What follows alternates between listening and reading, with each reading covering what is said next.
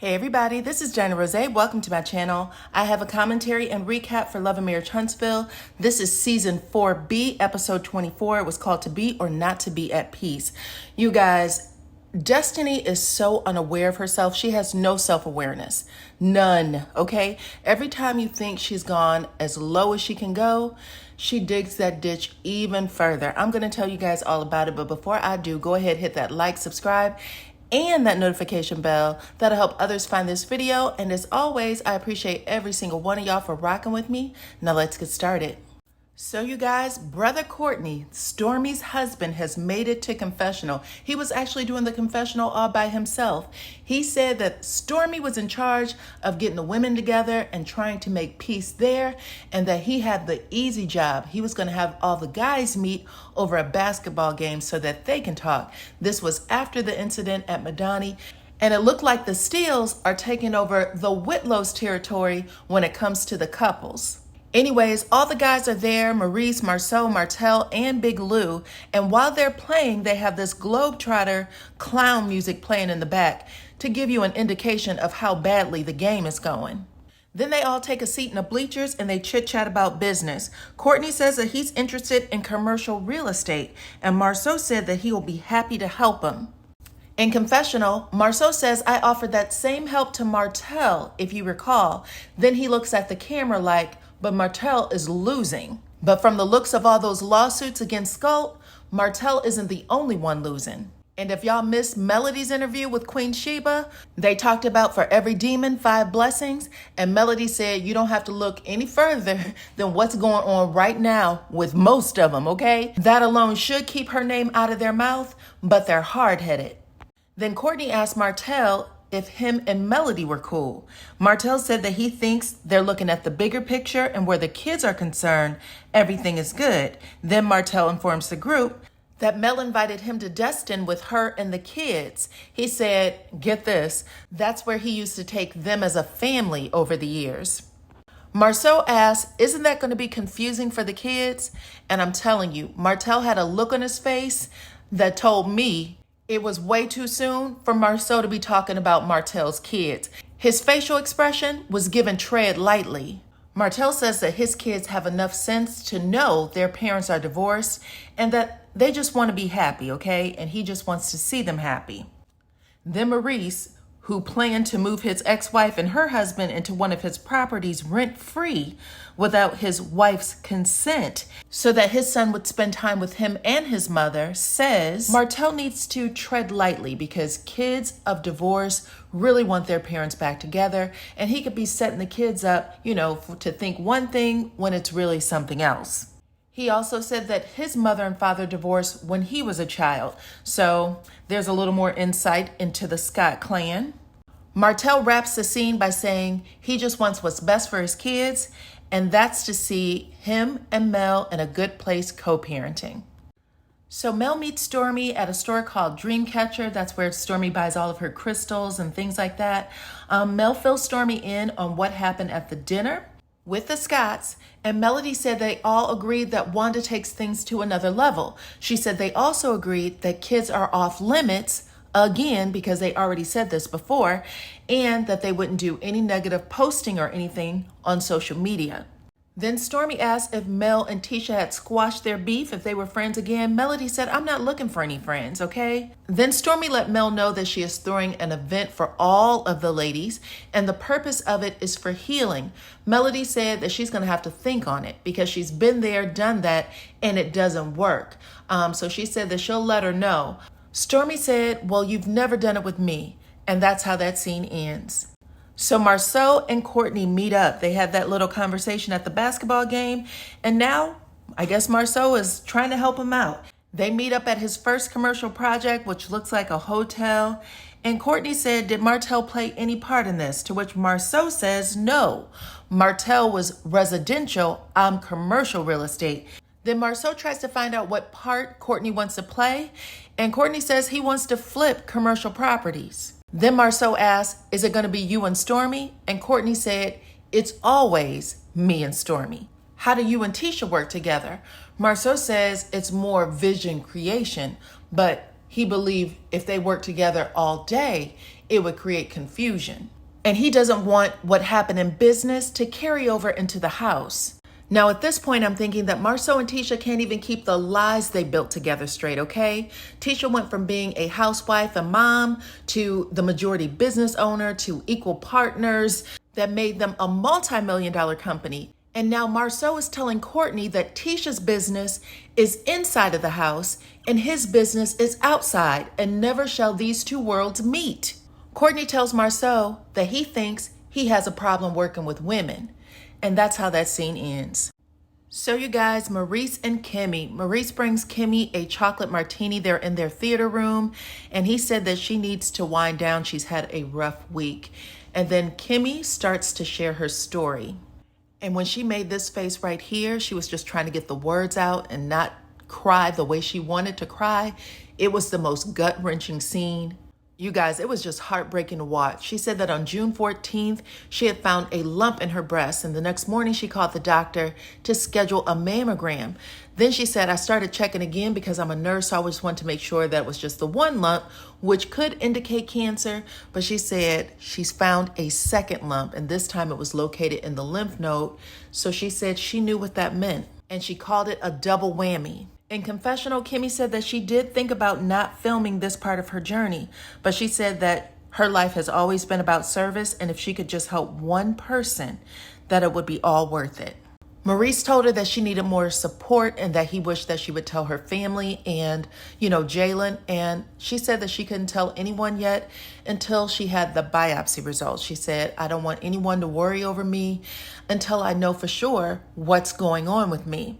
And even though she was trying to keep it together, she was not good. And at one point, Maurice started getting teary-eyed. But thank God he stayed strong. At least in the edits that they gave us, he looked like he stayed strong. Because when you're telling someone your worst fear and they look back at you and they start crying for you, you really lose all hope. So he kept it together. And then she apologized to him. She said, I know you didn't sign up for this. Then Maurice kisses her and tells her that he signed up for everything. He signed up for it all. And y'all remember the scene with Dr. Francis where Kimmy said that she does everything. She's the cook, she's the cleaner, she's everything to the house and to, Maurice and to her son. So in this moment, you just want her to have the help that she needs and deserves. So next week, we're going to see her go get her biopsy. And then after that, we're going to see her talk to her family. This scene was very real, and I do believe that she helped a lot of women make those appointments, okay? So the last scene is Stormy's peace party. She hired a violinist. She is burning Palo Santo. She said that the whole place is good vibes, and she is hoping for the best. But child, if she was hoping for the best, she should not have invited Destiny, because she is a mood killer.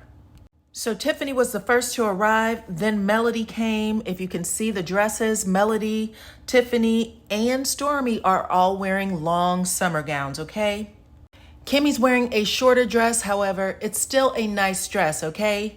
Then here comes Tisha, and I don't know why she didn't get the memo, but she's wearing some cutoff shorts and a midriff top, and the shorts have some additional cuts right there in the front, right under the bikini line, okay? I think one of her pockets are exposed, just a cutout. Now, usually when a person comes to a party dressed drastically different than everyone else, they'll make a comment like, oh girl, I didn't know we were supposed to dress up or anything, which let us know that Tisha did it on purpose. Even Mel and Tiffany were giving her a face, okay? A stank face, like, what the hell this girl got on? But Tisha is definitely feeling herself, and Stormy says, oh, cute shorts. And she said, yeah, well, I knew I was going to be sitting on the ground, so I wore shorts. Nobody wears shorts like that to sit on the ground, girl. There's fire ants out there. But Tisha's giving a vibe like she wants the ladies to see what she's working with, in particular Mel. Then all the ladies do a toast to peace. And then Tisha says, and love. And again, it feels like she's trying to poke, but since no one knows exactly what she's poking at, they're just kind of letting it go. Because at the end of the day, it was your husband who agreed with your enemy and made you look like a fool, literally pulled the rug right from under you. And again, from what Mel said in those interviews the other day, after everything was said and done on that reunion stage where you were trying to clown Mel and make her look bad, when the reunion wrapped and Mel was walking out the door, It was Tisha's husband who was screaming her name and asking her to come back and take a picture with him. Marceau does not miss an opportunity to make Tisha look like a clown. But Destiny is the last to arrive. And she actually showed up to Stormy's house with an uninvited guest. It was her cousin Demi. In confessional, she fixed her mouth to say that Demi knows both Martell and Melody, and she knows how they can be. And for all the disrespect that Destiny continues to put on Melody's name, it was actually her that ended up looking like an a-hole by the end of the party. Destiny also said that she hasn't seen Melody since she was fighting with the grandmother. And this is exactly what makes Destiny and her bosom buddy Tisha look crazy, because they constantly rewrite history. Y'all were both at a whole party, Jalen's housewarming party, where Wanda went off on the whole crew. And this is somebody's brand new house, right? But Stormy jumps right in there and she said, "Oh, I had no idea you were bringing a guest to my home." But I know that Destiny thought she was justified because Stormy showed up at that relaunch event with her husband and her mother. Either way, Destiny said that she brought her cousin for backup. I guess she thought that something was going to pop off between her and Mel. But in confessional, Melody had a hearty laugh at Destiny's expense and said, "Who brings backup to a peace party?" Then Stormy tells the ladies why she brought them all together, and she apologized for what happened at Galentine's. She said, "I take, full responsibility. I think I changed the tone of that particular event." And then Stormy said, "Me and Destiny are cool now, and if we can be cool again, y'all can be cool, okay?" And she said Destiny threw a whole chair at me. Destiny laughs, sips her drink like it was so funny, never said I'm sorry for anything. She actually pretended like she didn't know what she was talking about, like, "Oh, who did that? What happened? What happened?" Then all of the ladies light sage and they say a mantra. Melody says, "I'm blessed and favored. I desire peace, harmony, and love." And Destiny turns her head and starts coughing out loud like a damn 6th grade bully. In confessional, Destiny says Melody claims she wants peace, harmony, and love, but she definitely didn't want that when she was at Madani fighting with me, Wanda, and everybody else. And this is how you know that Destiny has absolutely zero self-awareness, because people were begging her to get her energy right. "Destiny, your energy is different. Destiny, fix your face. Destiny, don't do that. Where was the peace, love, and harmony with you, sis?" And when Destiny gives her mantra, she says, "I thank God for overflow. And I'm happy to be in a season where I am thriving and no longer surviving." In confessional, Mel says, "I know what it's like to have gone through a divorce and have to rebuild from the ground up," because that's what she did. So she said if Destiny is in a better place, that she is very happy for her. She would be for any Black woman. So once again, Destiny looks like she is fighting with herself, okay? Straight up punching the air, acting like Melody's giving her all kinds of grief. And Melody said, "If you are doing well, I wish you well, okay, girl?" In Kimmy's mantra, she says, "I can beat and do anything." And she gets choked up and she's about to cry. Everyone sitting there knows something's wrong. And Stormy comes over, she hugs her, she asks her if she wants to share what's going on. And Kimmy says not right now. And Mel says in her confessional that something must be really wrong because Kimmy is a strong girl and she does not do these kind of things in front of people. She also said that she was going to pray for her. Then Stormy tells the group that she wants to play a game called What I Think, What You Heard, What I Meant. All of the ladies start groaning. They're like, this is not a good game. No one's in a good place. And they all fear that this is going to get the drama started. But Stormy goes first, and she said that she had a conversation with Destiny that she think was misunderstood. She said that she had asked her to tell her what happened between her and Melody. And Destiny took that the wrong way. Destiny said, "I didn't take it the wrong way. I understood every word you asked. You simply asked me like 4 or 5 times, and I was already in a bad place. I didn't want to answer it." Stormy says okay, and then she passes the baton to Tiffany. Tiffany also said that it was Destiny who misunderstood something she said. So now Destiny is feeling a little froggy, okay? This is the second person that called out her name. So Destiny said, "If you want to spin, let's go." Tiffany said, "Is this Detroit?" Y'all remember, Destiny told Tiffany that she would drag her in Detroit, Atlanta, all the cities, okay? Destiny said, "Yep, so be careful." And I'm quite sure she said some other things that they cut out because Stormy, Tisha, and Kimmy look completely shocked. Then Tiff reminds Destiny of the incident where she spoke about seeing LeBaric with another woman. Only get this, y'all. Tiffany said that she had already told Destiny about this beforehand, and Destiny reacted to it like it was the first time she heard it, got up, cried, turned into a whole Karen. She also said that because Destiny carried on like Tiffany did something horrible to her and she was protecting everyone else from Tiffany, she accused her of interfering with how she built relationships in the group. And I said the same exact thing on my live about a week or so ago. I said that Destiny punked Tiffany. It changed her entire trajectory on the show. Nobody liked her after that because everybody thought Destiny was some wounded chicken. But honestly, Destiny probably feared her spot on the show was going to be taken because they brought in this new couple and she had lost her partner. So she probably thought she was going to be rotated out. In confessional, Destiny said, "How is Tiffany going to have the nerve to say that I exaggerated my response about my husband?" Well, child, if you already heard it before, then you damn sure did exaggerate it. And with every grimy thing that you've said about your ex since then, you were definitely putting 5 on 20, girl. Then Destiny tells on herself and said that the woman that her ex was with was actually Melnika. So when it comes to Destiny and Tisha's turn, they both skip, okay? Destiny does it with an attitude. "No, I'm good. I'm good." And then finally she smiles like, she recognizes she's doing too much. Tisha said, "I don't have any problems with anybody. I'm good with everybody. I don't have any problems." Then it becomes Mel's turn. So Mel thinks about it for a second, and she's not going to do what Tisha and Destiny did because then she'll look as lame as them. So she just gives an answer, and she said, "Yeah, when I was at your event, I said, 'Hi, Destiny.' I actually addressed you by your name. I don't know what you thought I said or why you misinterpreted it, but I definitely said, 'Hi, Destiny.' And then when I walked out of your store, you ran behind me talking about next time I come in your store, you speak." Destiny said, "I didn't misinterpret it. I didn't hear you." Then someone asked, "Well, now that you know she did speak, does that change anything?" And Destiny said, quick and in a hurry, "No." And that's how it ends. Now, I know next week, Melody and Destiny are going to have a scene where they are talking again about this friendship thing.